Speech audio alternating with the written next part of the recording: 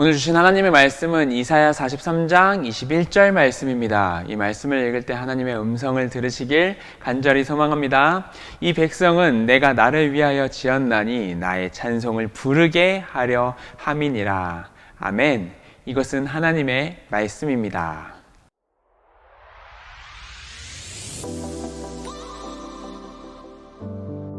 샬롬, 복된 주일입니다. 이 복된 주일 하나님께서는 여러분들과 함께 하시길 원하십니다. 지금 이 순간 하나님을 선택하여 나아온 우리 친구들 한 명 한 명의 자리마다 단 한순간도 쉬지 않으시고 운행하시는 그 하나님의 은혜가 가득하게 함께 할 줄 믿습니다. 지금 이 순간 여러분들의 입술로 고백하는 그 선포의 응답이 하나님께서 기뻐 받으실 것을 알고 계시지요. 이제 제가 선포하길 원하는데요, 이 선포할 때에 여러분들의 입술로 함께 응답해 주시길 소망합니다. 제가 선포하겠습니다. 우리는 선한 영향력으로 세상을 비추는 자들임을 선포합니다. 아멘. 어떤 순간에도 말씀을 사모하는 주한 친구들임을 선포합니다. 아멘. 우리를 죽기까지 사랑하신 예수 그리스도의 사랑을 믿는 자들임을 선포합니다. 아멘. 지금 이 순간 우리에게 내려주시는 하나님의 그 크나큰 우리에게 펼쳐지는 그 은혜가 있을 줄 믿는 자들임을 선포합니다. 아멘. 우리 함께 기도할까요? 사랑과 내가 충만하신 하나님 아버지, 우리 친구들이 그 말씀의 자리 앞에 섰습니다. 세상 풍파 많은 것들을 겪고 한 주간을 살아왔을 텐데 그럼에도 불구하고 그 모든 시련과 역경 가운데 이겨내 하나님 앞에 바로 선 우리 친구들의 마음을 주님 붙잡아 주시옵소서. 무너지고 쓰러진 그 가운데 하나님의 말씀을 사모하기 위하여 이 자리에 왔사오니 지금 이 선포되어지는 말씀 가운데 주님 저의 작은 모습, 부족한 모습 내려놓게 하시고 하나님의 음성만, 주님의 말씀만 남게 하여 주시옵소서. 감사드리며 이 모든 말씀 살아계신 예수 그리스도의 이름으로 기도드립니다. 아멘. 우리 함께 두 손 모아 이 말씀을 읽도록 하겠습니다. 하나님은 나를 사랑하십니다. 나는 하나님의 사랑 안에 있습니다. 오늘 이 말씀 가운데 나의 미래를 맡깁니다. 결코 어제와 같은 오늘을 살지 않겠습니다. 사랑하는 여러분, 성령 안에 거하시길 바랍니다. 말씀 안에 거하시길 바랍니다. 그 은혜 안에 거하시길 간절히 소망합니다. 이 세상 가운데 정말 큰, 그 어떤 것보다 큰 하나님의 말씀 안에 거하시길 간절히 소망합니다. 코로나 이후에 우리는 마스크를 참 잘 쓰는 사람이 되었죠. KF94만 쓰던 제가 여름이 되면 그나마 마스크를 얇게 바꾸려고 합니다. 그 이유는요, 더운 것 때문에 더 운동량도 많아지고 호흡량이 좀 많이 필요하기 때문이죠. KF94 마스크를 쓸 경우 전체 호흡량이 23% 줄어들고 그로 인해 산소 역시 14%나 작게 들이마시게 된답니다. 그럼 다시 내뱉는 이산화탄소와 합쳐져서 산소의 양은 더 약해지는 악순환이 진행된다고 합니다. 그래서 산소의 부족을 느낀다고 하더라고요. 실제로 KF94 마스크를 쓰고 활동한 사람들 중에 두통을 경험했던 사람들이 두루 있습니다. 우리가 생활하는 중에 산소가 1%라도 부족한 공간에 있다면 그때부터 인체에는 나쁜 영향을 미치기도 합니다. 우리가 들이마시는 공기 중에 산소 농도가 16% 이하가 되면 호흡이 빨라지면서 맥박이 증가하기 시작합니다. 12% 이하가 될 경우엔 어지럼증과 구토 증상이 나타나고요. 10% 미만이 되면 안면이 창백해지면서 의식불명 상태가 됩니다. 7% 미만의 산소 가운데 있으면요, 곧 사망에 이르게 된다고 합니다. 이는 우리의 몸에 산소가 부족할 경우 곧바로 뇌가 정지되기 때문인데요. 30초 이후부터는 뇌세포가 파괴되기 시작하고요. 4분이 지나면 결국 인간은 죽게 되는 겁니다. 우리의 삶에 있어서 산소는 필수 불가결, 필수적인 존재이며 그 산소는 선택의 사항이 아니라는 것 우리가 기억해야 합니다. 그렇다면 우리에게 있어서 결코 없어져 안 되는 그 신앙인에게는 필요한 요소가 무엇이 있지 않을까요? 바로 찬양이라는 요소입니다. 우리 신앙생활에 있어서 찬양이 끊기기 시작한다면 서서히 하나님과의 관계가 멀어질 것이며 그 시간이 길어지는 시간이 될수록 결과는 결국 하나님과의 단절이 나타나게 됩니다. 사랑하는 여러분, 오늘 말씀 가운데 혹시나 나와 하나님과의 관계가 단절되지 않았는지 확인할 수 있는 귀한 시간 되셨으면 좋겠습니다. 그 시간을 통해 하나님과의 관계를 회복하길 원합니다. 첫 번째입니다. 우리는 찬양하는 자입니다. 찬양이라는 그 단어를 여러분들 어떻게 구성되고 있는지 아나요? 기릴 찬자에 날릴 양을 사용하였습니다. 즉 찬양의 대상을 향하여 그를 향한 찬양의 이야기를 날린다라는 것을 의미하는 거죠. 즉 찬양은 자신의 생각과 마음을 온전히 표현할 수밖에 없는 행위라는 의미입니다. 누군가를 찬양한다는 의미는 단순히 마음으로 찬양하는 것만으로는 다소 표현하기 아쉽고 행동 전체로 나타나야 한다는 것을 의미합니다. 누군가가 어떤 것을 찬양한다 한다면 그의 삶 안에서 그 모습들이 그대로 나타날 것이기 때문이지요. 예를 들어 누군가가 돈을 찬양한다 하는 사람들이 있을 수 있습니다.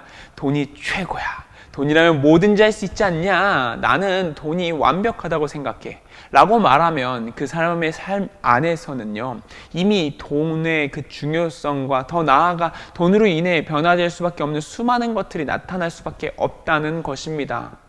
또 예를 들어 누군가는 유튜브를 그렇게 좋아하는 사람들이 있죠. 찬양하는 겁니다. 야, 어떤 문제가 있어도 유튜브 하나면 모두 해결할 수 있지 않아? 유튜브가 최고야. 그 어떤 순간에도 유튜브 정도만 알 수 있으면 된다. 나는 유튜브만 있으면 며칠이고 살 수 있어. 이렇게 얘기하는 사람. 이처럼 무엇인가 사람이 찬양하기 시작한다면 그쪽을 향하여 나아가기 시작합니다. 우리가 지난주 그 사람의 마음에 있어서 하나님을 향한 마음이 있다면, 계속해서 하나님과 교제하려고 하고 관계하려고 한다면 그 사람의 그 삶 안에서는 하나님의 향기가 그대로 나타나야 한다고 이야기했습니다. 이처럼 돈이고 유튜브고 무엇이든 간에 잘못된 대상을 향하여 찬양하는 사람의 결과는 그 찬양의 대상이 분명히 나타날 수밖에 없다는 사실, 여러분들 기억하시길 바랍니다. 그렇다면 우리는 하나님을 찬양하는 사람이겠죠? 우리의 삶 가운데 하나님의 모습이 막 나타나고 막 그러잖아요. 그럼 너무 좋겠는데 사실 우리는 그렇게 하지 못할 때가 있다는 겁니다. 사실 이런 모습은 우리가 매우 연약하기 때문에 자주 나타나기도 하는데요. 하지만 기억해야 한다는 것은요, 기억해야 하는 점은요, 바로 그때마다 우리의 마음이 다시 하나님을 찬양하게 하여 하나님을 향할 수밖에 없게끔 해야 한다는 것입니다. 다윗은 자신의 마음이 하나님을 향하여 나아가지 못하고 있을 때, 하나님을 찬양하지 못하고 있을 때 이렇게 고백하며 자신의 마음을 돌이킬 수 있도록 노력합니다. 시편의 말씀인데요. 내 영혼아, 네가 어찌하여 낭망하며 어찌하여 내 마음속에 내 속에 불안하여 하는고.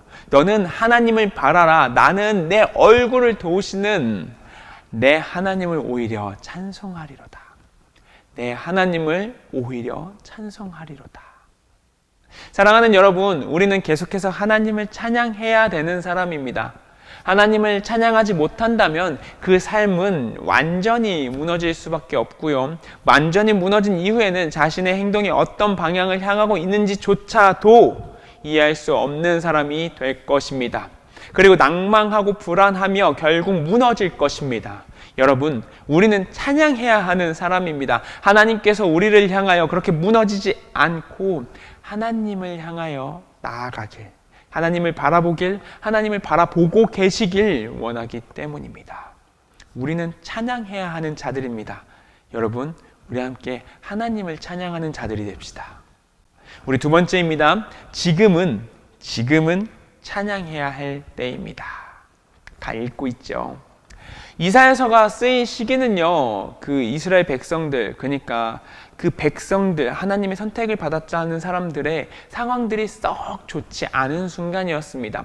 잦은 전쟁이 있었습니다. 이 전쟁은요, 우세하지 못하고 오히려 이방신을 섬기는 그 압제자들로부터 오히려 무너지고 이렇게 혼나고 있던 상황이죠. 그 당시 이스라엘 사람들은 이미 선민 사상이라는 게 있었어요. 우린 선택된 사람이야. 그들은 하나님의 백성으로 살아가는 데 있어서 그들을 향한 메시지가 필요했었습니다. 그때 이사야 선지자는 그 백성들을 향하여서 오늘 말씀과 같이 선포하였습니다. 이 이야기, 오늘 무슨 말씀이었나요? 같이 한번 읽어볼까요? 이사야서 43장 21절 말씀입니다. 이 백성은 내가 나를 위하여 지었나니 나의 찬송을 부르게 하려 함이니라. 아멘. 다시, 이 백성은 내가 나를 위하여 지었나니 나의 찬송을 부르게 하려 함이니라. 아멘. 할렐루야. 이것은요, 이렇게 들어가는 걸 잠깐 보면 약간 이상한 부분이 있을 수 있어요. 그냥 어쩔 수 없이 우리를 남겨두었다라고 볼 수도 있겠지만요, 사실 그게 아닙니다. 이미 이 당시에 주변 국가들의 힘은요, 너무 강력해서 이스라엘 백성들을 무너뜨릴 수 있어요. 충분히 무너뜨릴 수밖에 없었어요. 무너뜨리기 싫어도 무너뜨릴 수 있는 상황이었어요. 근데 그럼에도 불구하고 오히려 그들을 향해 물을 수밖에 없는 겁니다. 왜 그들이 살아있지? 그 이유는 우리가 하나님을 찬송하기 위해 만들어진 백성이기 때문에 무너질래야 무너질 수가 없다라는 이야기를 하는 것입니다. 사랑하는 여러분, 세상은요, 엄청난 속도로 발전하고 있습니다. 맞지요? 그 속도에 맞춰서 다양한 것들이 변화하고 있어요. 맞습니다. 하지만 기독교는 그에 비해 계속 그 자리에 있는 듯하게 서 있을 때가 있습니다. 아니, 오히려 무너지지요. 이제는 과학이 발달하면서 마치 손바닥만한 과학으로 더 조그마니까 이 성경에 있는 모든 이야기를 증명할 수 있다는 듯 말하고 있습니다. 마치 오늘날의 교회를 다니는 우리를 향해 경고의 메시지와 같은 것을 던진다는 사실입니다. 이젠 과학이, 이제는 학력이, 이제는 돈이, 이제는 모든 것들이 교회를 무너뜨릴 것이라고 말하고 있습니다. 하지만 기억하시길 바랍니다. 그들의 횡포가 아무리 강력하다 할지라도 결코 우리를 무너뜨릴 수 없는 존재임을 우리는 깨달아야 합니다. 무너질 수가 없어요. 왜냐? 하나님의 자녀, 하나님을 찬양해야 하는 자기 때문입니다. 맞습니다. 때로는 우리가 좌절할 수 있겠죠. 하지만 결코 무너져서는 안 됩니다. 왜냐하면 우리가 하나님께 선택받은 백성이라는 것이 여기서 나타난다는 거기 때문이지요. 세상 앞에 가장 무너졌던 성경 인물이 또 한 명 있더라고요. 세상의 힘이 너무 강력하여 미친 척까지 해야 살아남을 수 있었던 인물, 바로 다윗입니다.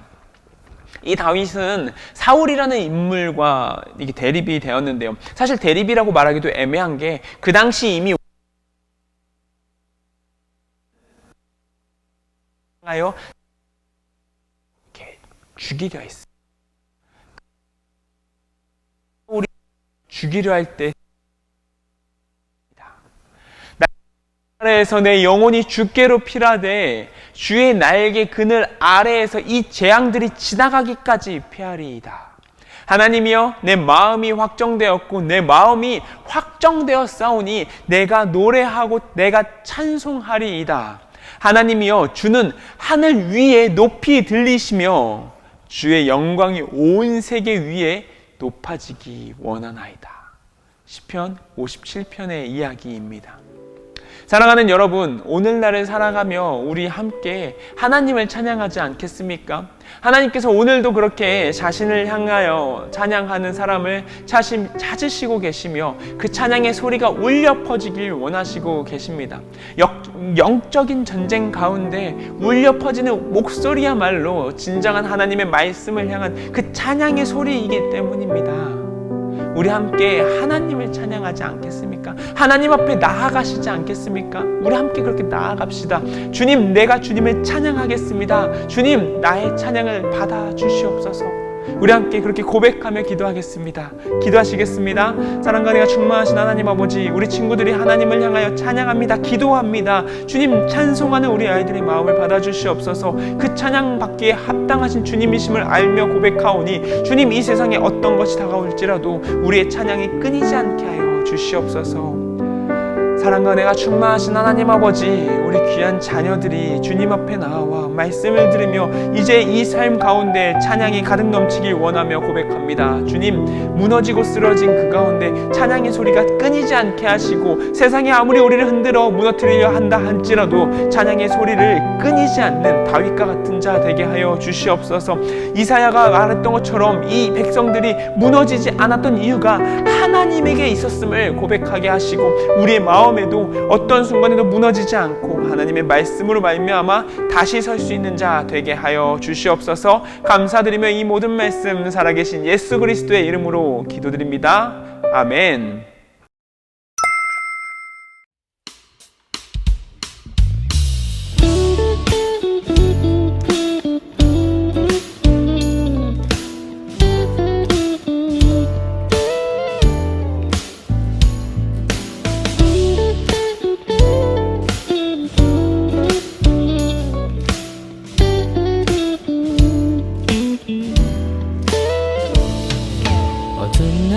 지나고 그가 빛을 발하리. 쓰러져가는 우리 영혼 주가 붙잡아 주시리. 우린 쉬지 않으리. 이 길에 끝이 있으니 한 걸음 한 걸음 주와 함께 걸으리. 우리의 걸음이 끝나는 그날 매 순간 함께 하시니 우릴 안아주시리.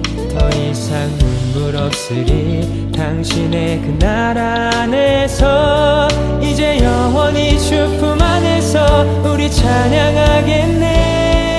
찬양하겠네. 우리 가는 이 길 세상이 미련하다 해도 우리는 주가 보여준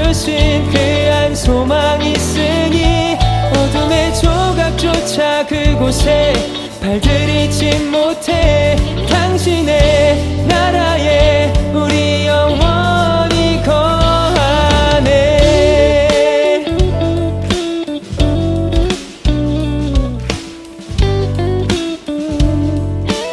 다시 한번 어두운 날 어두운 날 다 지나고 그가 빛을 발하니 쓰러져가는 우리 영혼 주가 붙잡아 주시니 우린 쉬지 않으리 이 길에 끝이 있으니 한 걸음 주와 함께 걸으리 우리의 걸음이 끝나는 그날 매 순간 함께 하시리 우릴 안아주시리 더 이상 눈물 없으리 당신의 그 나라 안에서 이제 영원히 주 품 안에서 우리 찬양하겠네.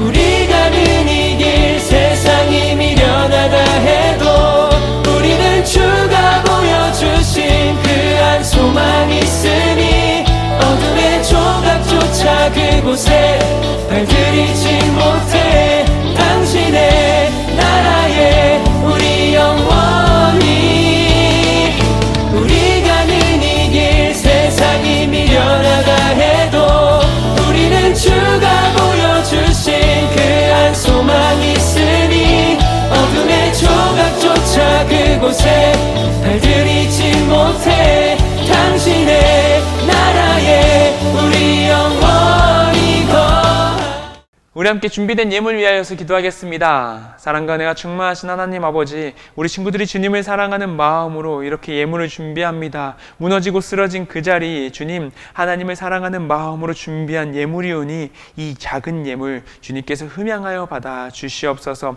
세상의 중심보다 가장 큰 것이 하나님이심을 고백합니다. 아니, 하나님께서 세상의 중심이심을 고백합니다. 우리 아이들이 주님께 나아가게 하시고 주님과 함께 동행할 수 있는 자 되게 하여 주시옵소서. 감사드리며 이 모든 말씀 살아계신 예수 그리스도의 이름으로 기도드립니다. 아멘.